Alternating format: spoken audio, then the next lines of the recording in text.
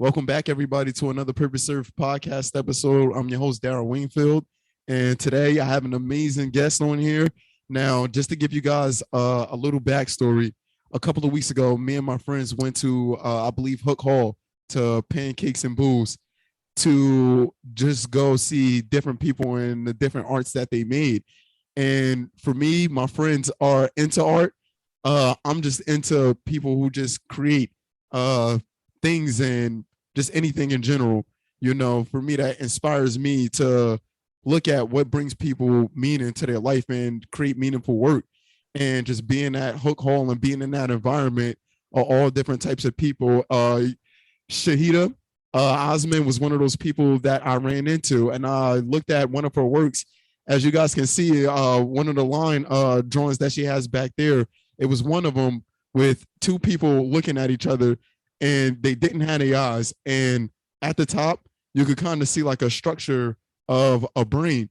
And I went there and I looked at that, and that one was the one in particular. I was like, wow, I need to know like what this means. Like, this looks crazy, you know? And that's when I asked you and you told me about it. And I was just like, oh man. And then I got to hear your background and how you came about, you know, discovering your artwork. And I'm like, oh man, she would be an awesome person to have on my podcast. And here we are right now. So one of the very first things that I wanted to ask you is what inspired you to start making your artwork?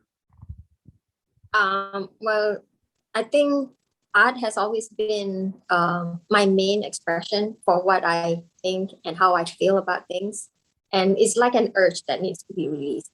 So yeah, it could be news I heard or the stories people share. And yeah.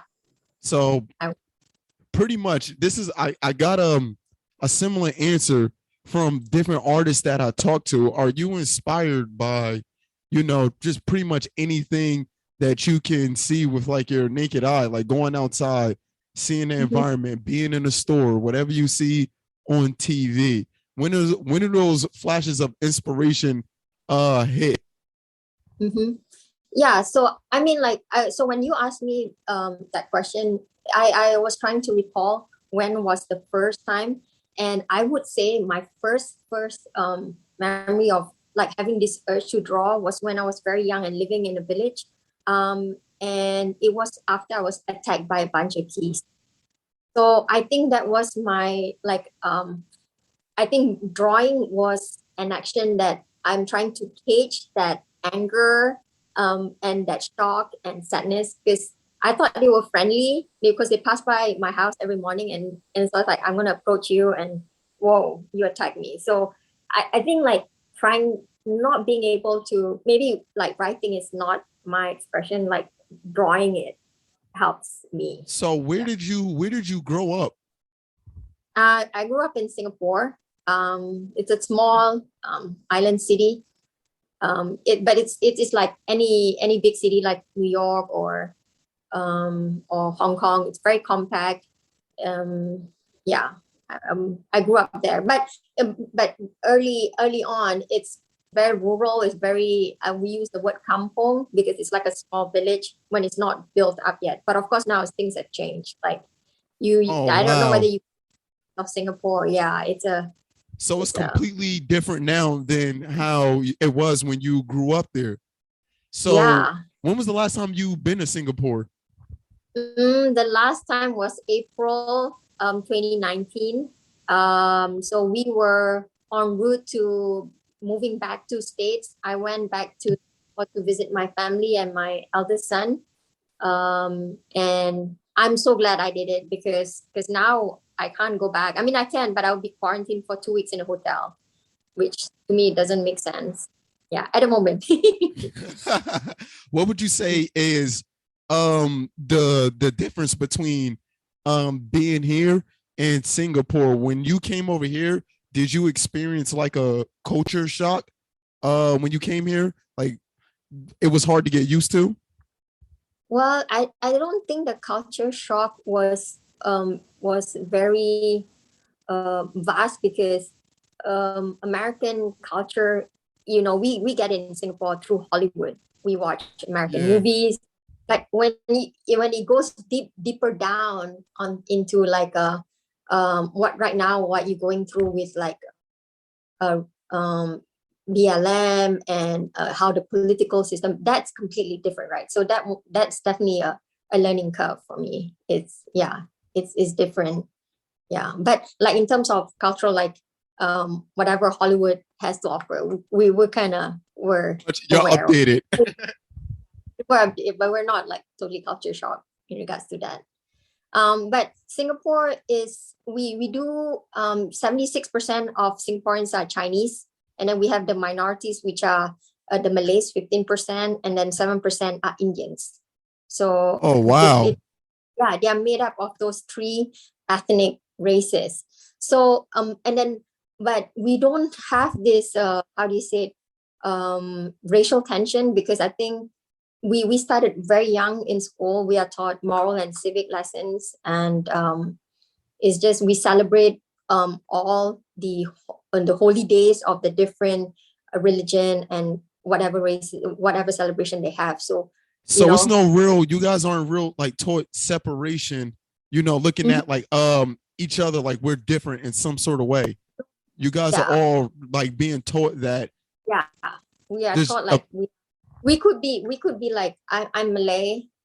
Like we're taught, yes, that's what we are, and I speak my mother tongue, which is Bahasa. But at the end of the day, we are Singaporeans, and the Chinese, the Malays, the Indians. We are. I'm not saying like racism doesn't occur. Racism yeah. is There is racism, there is stereotypes, there is generalization, but it doesn't. I think um I think people get along, and we learn to respect and the boundaries, and I think it's different. It's definitely different from what it This is is here. this is like something that I truly believe is just that, especially through doing things like you're doing, that it breaks that barrier of us oftentimes thinking that we're different from one another when things like that, the artwork that you make and that other Mhm. people make, it brings us together. And that's similar to the way that you guys are was taught early on in school as well. And I believe that in the grand scheme of things, if we all took that and sort of way and meshed it all together, we'll be living in a totally different place and more welcoming of people, doing what they do best, and now we live in a society, it seems like, where that's not the case. It's more encouraged to do what you see instead of doing what feels right to you. And Yeah. that's why, like, it's very I would say your artwork isn't traditional, in a sense where it's very, very unique to you. And you can definitely tell through it. And I even bought one of your pieces. I think I have it hanging over like my computers in my room. But I Mhm. was going to ask you as well, what inspired you to make the art style that you do? Well, I don't know if I have an absolute art style. Like, I'm self-taught. I don't go to art school. I mean, when I was in my first marriage, it was definitely a distinct one. I call it essentialism, because I was trying to pick up just the absolute lines out of the whole chaos. I think I was, and I'm doing my artwork in black and white, and I think I was maybe slightly depressed and trying to cope with the difficult domestic situation I'm in. But then I started, doing therapy and taking essential oils, and there was a period where I couldn't sleep, and when I go to bed, I have like I wouldn't say it's nightmare, but it's just colors, and if I don't put it down on canvas, it made me to be I don't feel I can go back to sleep, so I end up painting until very late, and it felt very good. And then after that, I found my I fell in love with another man, and it's just explosion of colors. Yeah, so I don't have I love drawing faces. I think I don't know, I think everyone has such a, I don't know, faces are amazing to me. I And like drawing what realistic portraiture. I like to, and you know, when I look at faces and then people talk and then, you know, it's just all the stories and I don't know. I think it's the emotions I'm trying to come out. Um, I'm trying to express that through my painting and drawing. So it seems like your artwork is highly driven from strong emotions that you have, and you channel it and you put it on a canvas. So was Mhm. like painting faces and everything and drawing those essential lines was the first thing that you started off doing when dealing with like Yeah. the turmoil of going through the divorce and everything. Yeah, so I think like there's one that you mentioned early on during this interview where they have two faces looking at each other, and it had as had they had clouds, right? Because Yeah. and the fact that people can be face to face with each other but not see eye to eye, they can be talking about same thing but actually have different intention or meaning to it, you know, and but they're talking, you know, like it's verbalizing, but it's not. Um, just not seeing eye to eye, and yeah, that's what. Yeah. It's something Yeah. that I always say. And at this point, I'm like such a broken record, not only on this podcast at this point, but to my friends as well. And I say that there's a difference between listening and hearing someone. And when you're listening to someone, to me, it's like you're trying to understand where they're coming from. And for on the other side of things, when you got people that's just here, is pretty Mm-hmm. much I interpret that of what you just said, and that's why when I seen that work that you did, and then just asking you different questions about it, that really started like hitting me, and then after that I'm like, wow, it felt like I had a emotional connection to that because what I just said is what I started thinking about, and it seems like more often than not people much rather listen to themselves than Yes. listen to where the other person's coming from, and that naturally causes a divide and a brick wall, and it seemed like now more than ever that's happening quite frequently. And even with this podcast, with this brand purpose served, I'm trying to break that barrier to get people to understand that no matter what it is that you're doing, that you can help yourself and help other people through the gift that you have. And that's exactly what you're doing. So when you was going through the process of channeling all those emotions with your artwork, how did you get to the process of starting to put your artwork out there? Usually I think it's with faces it's lines around people's eyes and their mouth because they're talking, and then it's of course colors, and yeah, and then I don't know, there's no like a true map, and it's just, yeah, So it's pretty quite a. so it depends on how you feeling on the type of artwork that you do. Which art style do you typically go to most frequently?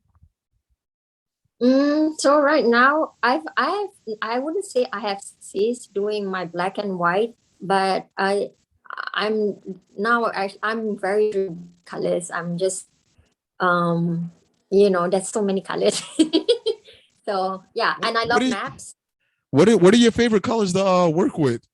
Oh, so my favorite color is, so I like pastel. I go through phases where I love pastel.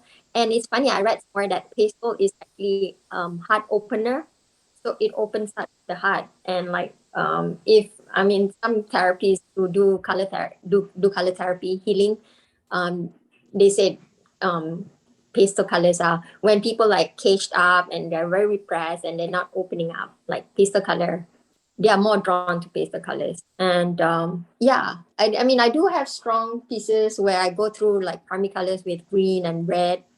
Um, yeah, so yeah, I think it depends on how I'm feeling in regards to colors, but I like all sorts of colors. I don't know if there's any colors that I hate. It's just like music. I think I like all kinds of music. I don't It have a just specific depends genre. on how you're feeling at the time to bring out Yeah. what type of music that you want to listen to.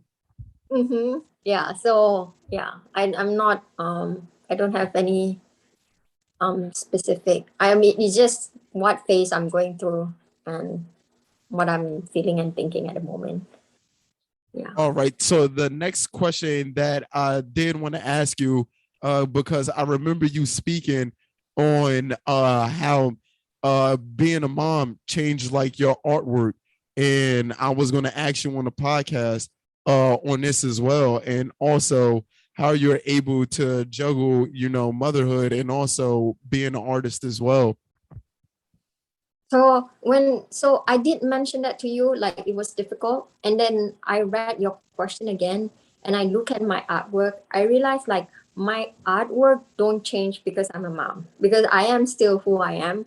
But I think the number of artworks I can do definitely change because, there's only time is difficult. Is juggling to find the time to have the headspace to do the artwork, because it's not like a office job. You come and then you start typing and doing a bunch of spreadsheets and stuff like that. You want to get into a zone and then go into a flow, but then at this time I'm trying to meet the demands, the family and the kids, so it's a struggle, I guess. If what is being a weave into the artwork would be, I say, it would be the struggle of, I think it's not only just not only artists who are facing that. I think it's just difficult you want to do good by your kids. I'm sure your mom would say the same thing, but at the same time, you want to express your creative work in its full potential. And yeah, but it's just getting harder to do a complete work because I would love to have a long stretch of flow. So Yeah, pretty much and you got to tap into it at that flow state a little bit a little bit of times here and there when you have that open window to focus on your artwork. yeah. So yeah, I think in regards to artwork, if it does an influence, it would be like the struggle and doing the juggle, and meeting and finding, I think motherhood itself is a beast on its own. It's a beautiful thing, but it has its own, yeah. It's very devouring, I think, of, yeah, if your emotion, of your time, it's uncomparable, but at the same time, it's trying to find a balance, I guess. That was actually going to be one of the next questions that I was going to ask you regarding, how it is balancing that life, and how do you, make time to even try to get into that zone to begin with? Yeah. So I have a very supportive husband. And I think my kids, two of them are teenagers, and they are able to better understand. I'm trying to tell them like this serious what I'm trying to do, and I need the time. Like it would help if the house is in some shape or form like neat and orderly. So Yeah. because I'm in my studio and I'm trying to do my work, but my like my mother head, or like my like responsibility as a mom, as a wife, like, oh my god, the kitchen, the food needs to be cooked, the laundry needs to be done, da da da. But so um them helping around the house, like them cooking dinner, that really It like makes it easier for you. easier. So and then I have more time. Because of that, I have more time. So yeah, so that's how I juggle. How do you like get into that flow state, and also what would you describe that state like while you're doing your artwork? Yeah, so the flow state is very difficult. It's almost like how do you say it sometimes it hits like, oh my god, that is such a good idea. And then of course then you run around busy. I think jotting it down and coming back to it makes it quicker. There are days where like you have like, oh my god, what am I doing now? And then I'm going back to my sketchbook, and then actually physically drawing and painting will create the flow. I mean, of course, I have all sorts of music and depending, and sometimes like sad song will do it, and sometimes sad song is like will makes you even more stagnant, so you got to put something more upbeat.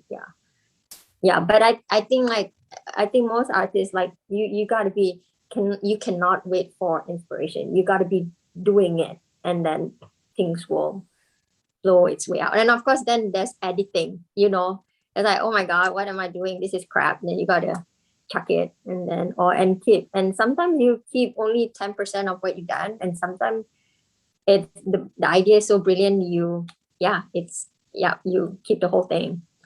It's such a like that flow state is such a, I don't know, it's a fleeting feeling, but you know when it's there, and you know when it's hit. And just like what you just said, it's one of those things where it's just like, I have to act on this right now. And also I noticed from being in that flow state, it makes you not question what you're doing. You just do what you're doing while you're doing it. And I'm really big on trying to be able to tap in that as frequently as possible, because I know for you with your artwork, that's probably come from your best artwork is from being in that state, and like, mind, body, and soul, where you're just solely focused on getting whatever it is in your head and however it is you're feeling on that canvas. So I know as an artist, that's like a really, really important thing to, work on and work with. And how do you manage, say you're not in a flow state, how do you manage on keep on pushing through and making your art? Usually, like if I'm not in a flow state and I don't change where I am, I get very frustrated and angst. And so for me, I need to change what I'm doing. Like I go out for a workout, and like sweat it out until I'm physically like tired, and then the brain would just like, okay, well, how am I really feeling now? Yeah. Or cooking, when I'm cooking, it's like almost autopilot. So and then your body is physically doing something, but your mind is wandering off. So I think when you let your mind wander, that's also a flow state. Like if you go out for a hike, I mean, there's nothing to it. I mean, you're walking and hiking and just, absorbing. That's when your mind is free to wander, and that's can create a flow state.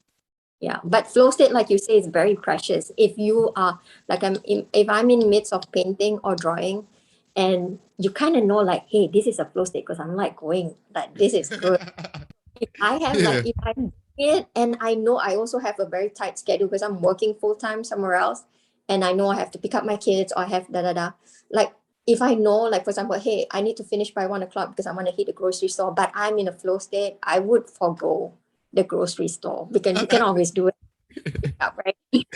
I respect that 100%, and especially being an artist, there's no reason why you should be going to the grocery store when you're getting hit with that inspiration. You got to do something about it.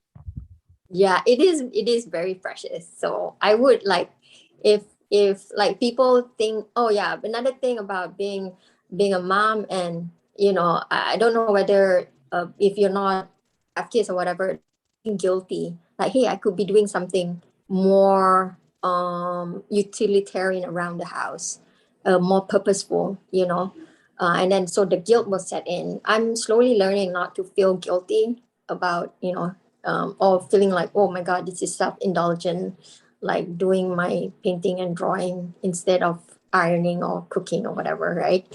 But it is what it is. I mean, if I don't get it done, I will get upset and I'll be a worse person. And you want to be a good person. And when you're a good person to yourself, you'll be a good people to someone else, right? That's why I truly believe the order that you just put it in is 100% perfect. I always say that in order to help other people, you must know how to help yourself first, and sometimes that means catering to some of the things that you need in order to maintain your wellness and to keep going. So for you, if that takes art to be in that place, then that's what it takes, because at the end of the day, in the long run, is ultimately making you a better person, for the people around you, which means that they most likely is going to carry that same energy that you're giving off, rather than you saying that, you know what, I'm putting too much into this art. I'm going to just back off for a little bit. But at the same time, it's like that feeling like something's missing. I should be doing something right now, and this don't feel right, you know. But Mm-hmm. I truly believe that people should always lean in, you know, towards that thing and that they have and that feeling, because you know it creates wonderful things through that little sacrifice that you know you make. And this Yeah. is leading to the next question I was going to ask you. How has art been able to, like, you know, manage your like difficult part of your journeys? Mm, how does the art? I think, like I said just earlier, it helps me make me a better person. I just feel more more normal after doing art. I think I'm a better mom. Uh, I sleep better. So yeah. Oh, that sleep is important. You know, I know that little bit of hours of sleep, you wake up Yeah. and it's like, I'm about to be the meanest, most irritated person towards the whole world. Yeah. I mean, I'm sure like for you, like if you have an idea of like, oh my God, I need to approach that person will be good to interview. And for some reason you don't approach the person because of some, I don't know, whatever reason it is, it will be bugging you, right? Yeah. Yeah. So I think making art, doing art, just makes me a better person because I think that's my, I, because I like doing it, you know, I have to do it. So if I don't do it, yeah, it'd just be horrible. See, and that to me, that's like super duper important. I feel as though a lot of people get caught up in the world of, I want to be rich, I want to be famous, that's what I want. How do I do that as quick as possible? When I believe that people don't really even understand what they truly want for themselves. Not everybody want $1 million, and not everybody, you know, wants a big mega mansion. It's nice to have, but it was like, would that truly bring you, you know, fulfillment or life instead of, you know, necessarily happiness? Because, you know, those feelings come and go all the time. But, you Yeah. know, taking those emotions and putting that towards something that you enjoy doing and that brings you that life, and like, oh, I can't wait to do the next thing, or I can't wait to show somebody what I just created, is to me is like, that's like a essential reason to live, you know. Yeah. I mean, I think once you find a purpose, it completes you. And I think if it does, it will find it will find its way on serving. If it had served you, it will find its way in serving other people. And yeah. That was well put. That was well put. So what would you say is your biggest aspirations for art? So I think my biggest aspiration is to do a series of artworks that I have in mind, which probably need longer time and like a consistent and building up, create an increase in awareness in several issues close to my heart. And travel in American cities, doing it, meeting, you know, different people and sharing and hearing what they have to say. Yeah, I think that's my biggest aspiration. And I mean, in the meantime, not having my family happy and healthy. Yeah, especially pandemic, right? Oh no, 100%. Mhm. You are about to have a solo art exhibit coming up. How can the Yeah. people get and more information about that? Okay. So the art exhibition itself will be held at Workhouse in Lorton, Virginia. The opening night is November 13 on a Saturday, and it ends January 30th next year. So you can go to my website, or the Workhouse website. I don't think well, it's only September, so it's not out there yet. But yeah, we're preparing to put it up. But it's November 13 to January 30th in the Workhouse. All Yeah. right. So So Is this your first art exhibit like that you're doing in this kind of light?